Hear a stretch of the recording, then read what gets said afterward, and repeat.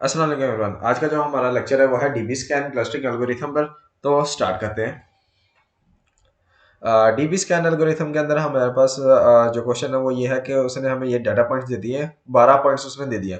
उसने अब इस डीबी स्कैन के अंदर क्वेश्चन के अंदर आपको क्या क्या चीज़ें प्रोवाइड होंगी, पहले तो ये चीज़ डिस्कस कर लेते हैं। आपको डाटा पॉइंट्स दिए गए होंगे।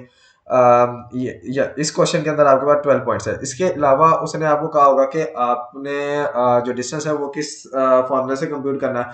प्लस इसके अलावा उसने कहा होगा कि क्लस्टर आपने बनाने हैं, कि एक क्लस्टर के अंदर मिनिमम पॉइंट कितने होंगे। वो उसने बताया मिनिमम पॉइंट कितने 4 होने चाहिए। और अपसाइलन क्या है, उसने कहा कि मिनिमम डिस्टेंस जो होना चाहिए ना, वो 1.9 होना चाहिए, 1.9 या उससे कम। इससे ज्यादा का डिस्टेंस वालों का क्लस्टर नहीं बनाना। ठीक हो गया। अब साइलेंट वैल्यू दी होगी। आपने जो मेन चीजें इसमें याद रखनी वो ये है कि मिनिमम पॉइंट कितने दिए हुए हैं, अब साइलेंट की वैल्यू कितनी है। ठीक हो गया। इसके अलावा डिस्टेंस फार्मूला उसने आपको बता दिया कि आपने इस क्वेश्चन के अंदर जो डिस्टेंस कंप्यूट करने के लिए आपने जो फार्मूला यूज करना है वो है यूक्लिडियन डिस्टेंस। ठीक हो गया। और ये फार्मूला आपके सामने लिखा गया, x2 माइनस x1 होल का square plus y2 minus y1 whole का स्क्वायर होल का अंडर रूट। ठीक हो गया। ये फार्मूला आपने यूज करना है डिस्टेंस कंप्यूट करने के लिए। ओके। तो अब आपने क्या करना है, आपने सबसे पहले क्या करना है, आपके पास 12 पॉइंट्स है। 12 पॉइंट्स है। आपने क्या करना है कि आपने एक स्क्वायर मैट्रिक्स बना लेना, या 12 रोज, यानी कि P1 P2 P3 up to so on, कहां तक, P12 तक। यानी कि 12 रोज आ गई। इसी तरीके से 12 कॉलम्स आ जाएंगे, क्योंकि उसके अंदर भी ये लिखना आपने P1 P2 P3 up to so on कितने, P12 तक। तो ये आपके पास एक 12 बाई 12 का स्क्वायर मैट्रिक्स बन जाएगा। अब ये डिपेंड करता है कितने का मैट्रिक्स बनेगा। अगर आपको 8 पॉइंट्स दिए गए हैं तो 8 बाई 8 का बन जाएगा, 9 दिए तो 9 बाई 9 का बन जाएगा, 10 दिए तो 10 बाई 10 का बन जाएगा। ओके हो गया। तो आपने ये बना लेना है। अभी सपोज करेंगे इसके अंदर ना ये वैल्यूज वगैरह नहीं है। ये जो वैल्यूज है ना, ये अभी कुछ भी नहीं है। आपने सिर्फ और सिर्फ अभी क्या बनाया, आपने एक मैट्रिक्स बना लिया, या आप टेबल भी कह सकते हैं, यानी कि टेबल भी कहते हैं। उसमें रोज और कॉलम कितने होंगे, जितने आपको पॉइंट्स दिए गए होंगे। यानी कि 12 पॉइंट्स है तो आपने 12 के 12 पॉइंट्स यहाँ पे लिख लिए रो में। इसी तरीके से आपने 12 के 12 पॉइंट्स आपने कॉलम में लिख लिए। ओके हो गया। आपने ये बना लिया। अब आपने क्या करना है कि अब आपने इस मैट्रिक्स को फिल करना है बाय यूजिंग डिस्टेंस फार्मूला। इस क्वेश्चन के अंदर उसने क्या कहा कि डिस्टेंस फार्मूला क्या होगा, यूक्लिडियन डिस्टेंस। मतलब ये कि P1 से P1 वन का डिस्टेंस, यानी कि ये वाला जो सेल है इसकी वैल्यू क्या होगी। आप चाहें तो यहाँ पे मैं ना रेस कर लेता हूँ। ये आप यहाँ पे लाइंस ड्रॉ कर सकते हैं, ये लाइंस कॉलम की ना, इजी हो जाएगा। आप तो ये कर लेते हैं ड्रॉ।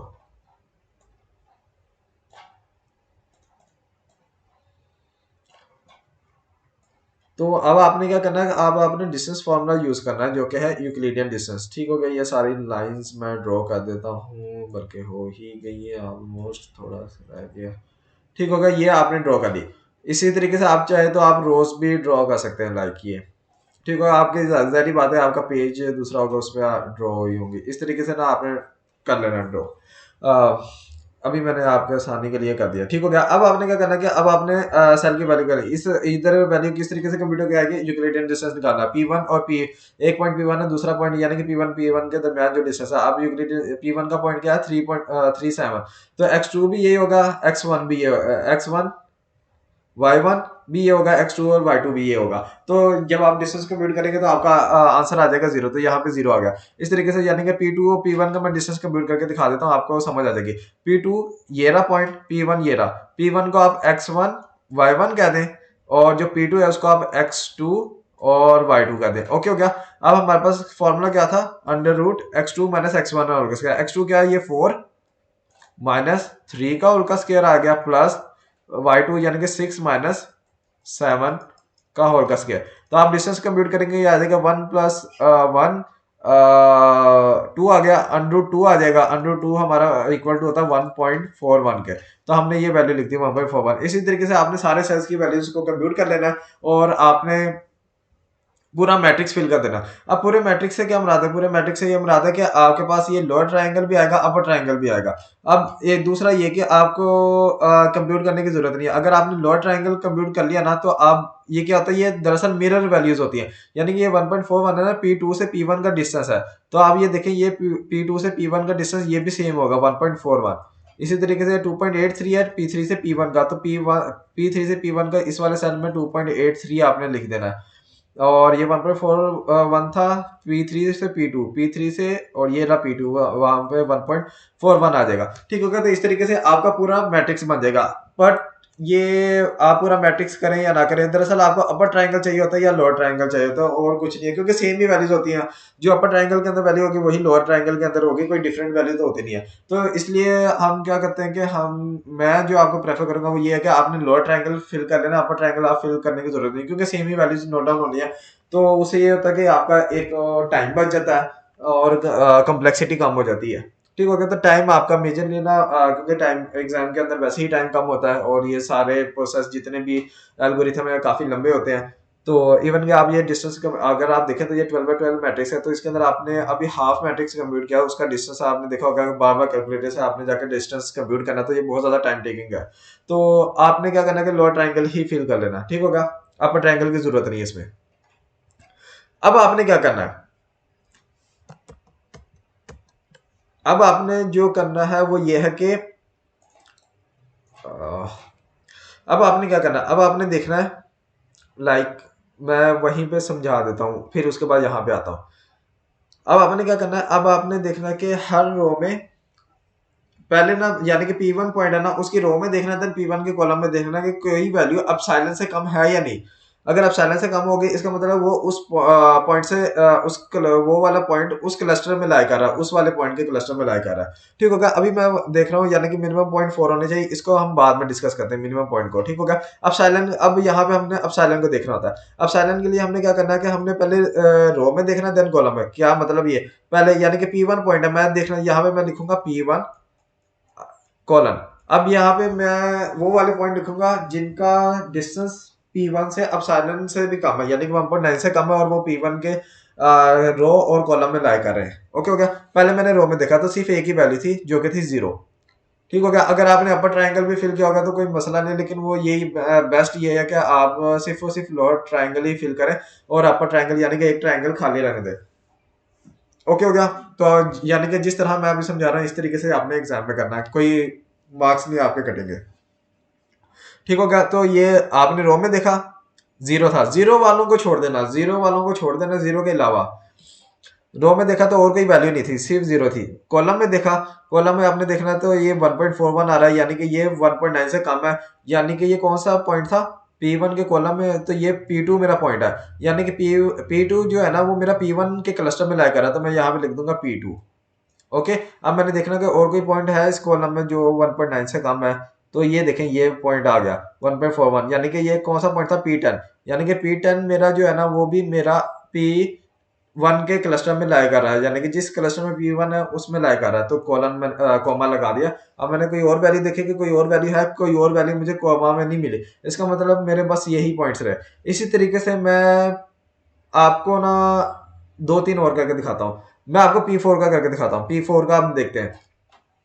इसी तरीके से आपने P2 का देखना है, पहले उसके रो में देखना है, पहले मैंने P2 का दिखाता हूँ। P2 मैंने यहाँ पे लिखा P2, यानी कि ये वाली, इसके रो में देखा तो मेरे पास 1.41 आया, यानी कि ये वैल्यू 1.9 यानी कि अपसाइलन से कम है, तो यानी कि ये कौन सा कॉलम है, कॉलम की अगर मैं देखूं तो ये P1 पॉइंट है। P1 पॉइंट जो है ना मेरा वो P2 के जिस क्लस्टर में P2 है उस क्लस्टर में लाया कर रहा है P1। ठीक होगा, मैंने यहाँ पे लिख दिया P1। अब मैंने देखा अगली वैल्यू 0, ठीक है, 0 का आपने ग्राउंड करना। अब मैंने P2 के कॉलम में चले जाना, P2 के कॉलम में जाकर मैंने देखा 1.41 ये कम है, जो कि है P3, यानी कि P3 पॉइंट भी P2 के कॉलम में क्लस्टर में लाया कर रहा है। फिर मैंने और देखी कोई वैल्यू है, तो मुझे ये वाली वैल्यू मिल गई, यानी कि P11 भी मेरा P2 वाले क्लस्टर में लाया कर रहा है। ठीक होगा, इस तरीके से अब मैं देख लेता हूँ P7 को, देख लेते हैं P7 को। इस तरीके से मैं P3 का निकालूंगा, 4 का निकालूंगा, 5 का निकालूंगा, 6 का निकालूंगा, 7 का मैं अभी निकाल के दिखाता हूँ।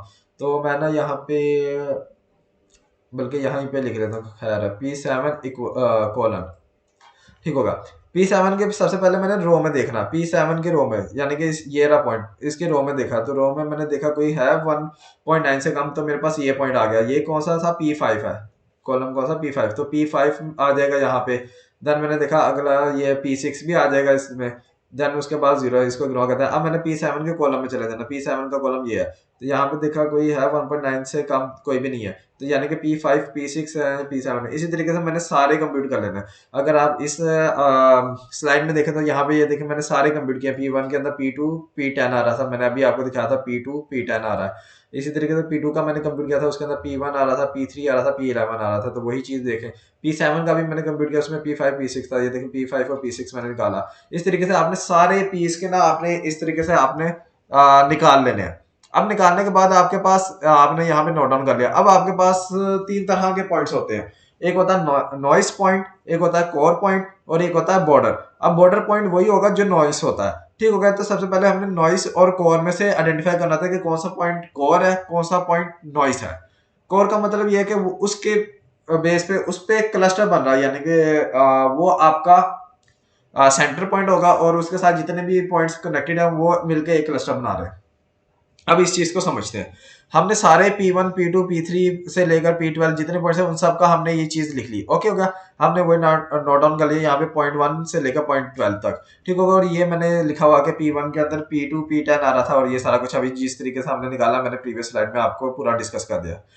अब अब आपने यहाँ पे हमारे पास मिनिमम पॉइंट का आएगा, क्योंकि हमने ये एप्सिलॉन वाली चीज को तो डील कर लिया। यानी कि ये जितने भी हमारे पास क्लस्टर बन के आए होंगे ये सारे वही क्लस्टर हैं जिनके अंदर 1.9 से डिस्टेंस, यानी कि P2 P10 P1 के अंदर लाई कर रहे हैं, तभी लाई कर रहे हैं जब इनका डिस्टेंस 1.9 से कम है।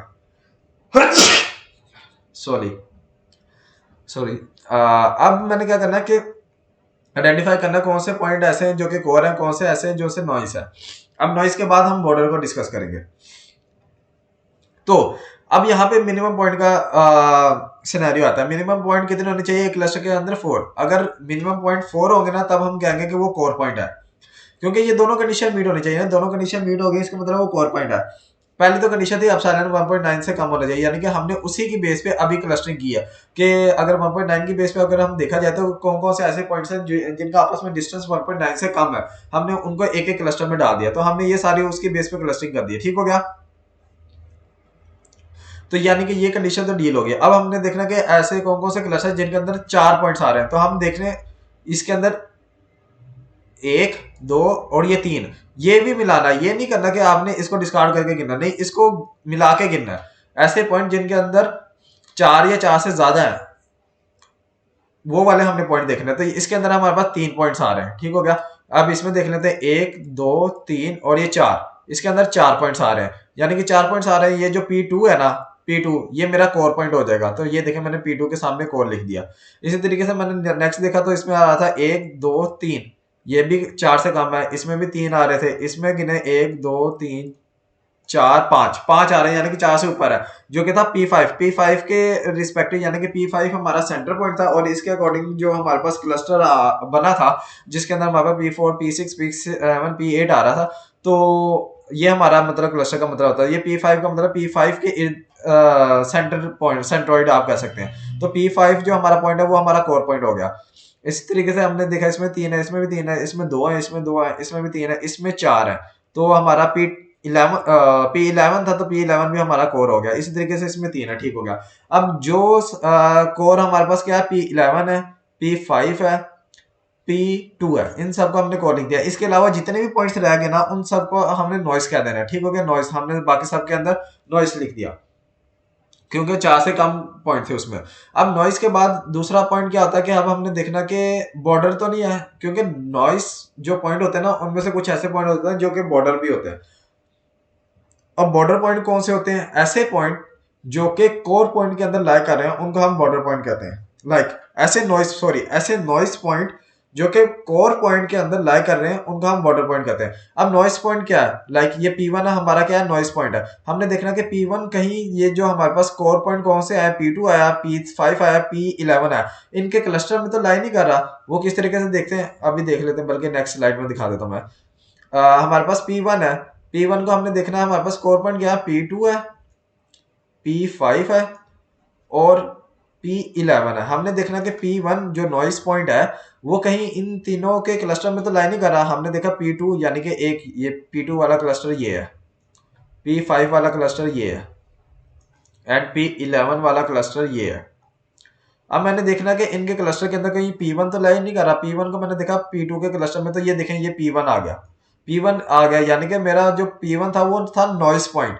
नॉइस पॉइंट मेरा कोर पॉइंट के अंदर लाई कर रहा है, कोर पॉइंट के क्लस्टर में लाई कर रहा है P1 में, तो मेरा जो P1 होगा ना वो मेरा बॉर्डर पॉइंट भी हो जाएगा। तो ये देखे मैंने P1 के आगे बॉर्डर पॉइंट लिख दिया। इसी तरीके से मैं P4 को देख लेता हूँ, ये P3 भी जारी बात है किसी मतलब P3 को देख लेते हैं। P3 कहीं लाई कर रहा है, ये देखें P3 आ गया कोर पॉइंट के अंदर, तो यानी कि ये मेरा नॉइस पॉइंट, ये बॉर्डर पॉइंट हो गया। इस तरीके से P4 को देख लेते हैं। P4 मेरा नॉइस पॉइंट था, मैंने देखा कि कोर पॉइंट के क्लस्टर में लाई तो नहीं कर रहा, ये देखें कोर पॉइंट में आ गया, तो P4 में मेरा बॉर्डर पॉइंट हो गया। इस तरीके से मैंने सारे किए, तो मेरे सारे बॉर्डर पॉइंट आ गए सिर्फ एक के, जो कि क्या था, मैं कलर चेंज कर लेता हूँ।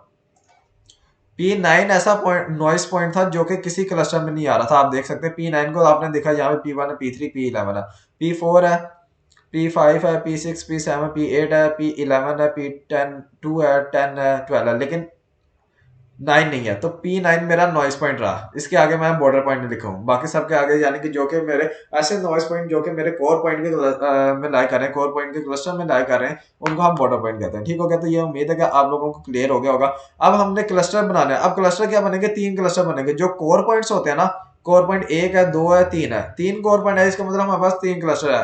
किस तरीके से बनेंगे, अब आपने देखना कि ये था, एक क्लस्टर मेरा ये है, दूसरा क्लस्टर मेरा ये है, तीसरा क्लस्टर ये है। आप इसको मैप भी कर सकते हैं। आपने ग्राफ में मैप किया तो वहां पे एक क्लस्टर आ गया आपका था, एक क्लस्टर आपका बना था ये P2 वाला था, P2 था जिसमें P1 था, P3 था, P11। तो आप देखें P2 है, P1 है, P11 है, P3 है। दूसरा कोर पॉइंट था P5, P5 में था P4 6 7 8। तो ये देखें 5 4 6 7 8, ये एक क्लस्टर बन गया। तीसरा जो हमारे पास था वो था P11, P11 से एंड्रॉइड मांगे P11, ये देखिए P11 आ गया, P2 आ गया उस क्लस्टर में, P10 था और P12, और ये हमारा जो 9 था ये अलग रह गया। ठीक हो गया, ये था। अब फर्ज करेंगे क्योंकि ये पूछा जाता है कि आपने बताना है कि फाइनल क्लस्टर्स कौन से बने हैं, तो जो आपके कोर पॉइंट होते हैं ना, कोर पॉइंट के रिस्पेक्टिव जो भी क्लस्टर यानी कि होंगे वो आपका क्लस्टर्स बने होंगे अलग, जितने कोर पॉइंट्स है उतने ही आपको क्लस्टर बने होंगे। ये तो था, आपको मैप करके पता चल गया। अगर आपके पास इतना टाइम नहीं है कि आप मैप करें, तो आपने डायरेक्ट क्या लिख देना, ये जो क्लस्टर है ये मेरा ये क्लस्टर 1 है, ये मेरा क्लस्टर 2 है, और ये मेरा क्लस्टर 3 है। तो ये भी आपका ट्रू माना जाएगा। समटाइम्स वो कहता है कि आपने ग्राफ प्लॉट करके ही बताना है, तो फिर आपको ये चीज करनी पड़ेगी। अदरवाइज अगर वो बगैर कह देता, बस लिख देता है कि आपने एंड पे फाइनल क्लस्टर्स बताने कौन कौन से क्लस्टर बने, तो आपको ये वाला ग्राफ बनाने की जरूरत नहीं। आपने डायरेक्ट यहीं से कह देना कि ये जितने जो कोर पॉइंट्स है ना, इतने तो क्लस्टर बनते हैं। और कोर पॉइंट क्या था, P2 P5 P11, तो P2 के रिस्पेक्टिव जो क्लस्टर बन रहा था, यानी कि ये P2 P1 P3 P11 ये एक क्लस्टर है। इस तरीके से P5 और उसके रिस्पेक्टिव जितने भी पॉइंट्स हैं वो सारे क्लस्टर 2 एंड इस तरीके से P11 है। तो ये था हमारा डीबी स्कैन एल्गोरिथम। तो उम्मीद है कि आप लोगों को समझ आया होगा। अगर वीडियो आपको अच्छी लगी है तो लाइक कमेंट और शेयर करना अपने दोस्तों के साथ, ताकि उनका भी फायदा हो जाए। और अगर कोई चीज़ समझ नहीं आई तो आप कमेंट सेक्शन में पूछ सकते हैं, तो मैं कोशिश करूंगा आपकी क्यूरीज को जल्दी से जल्दी रिजॉल्व कर दूँ। अब आपसे नेक्स्ट लेक्चर में मुलाकात होगी, तब तक के लिए अल्लाह हाफिज़, अपना ख्याल रखिएगा और दुआ में याद रखिएगा।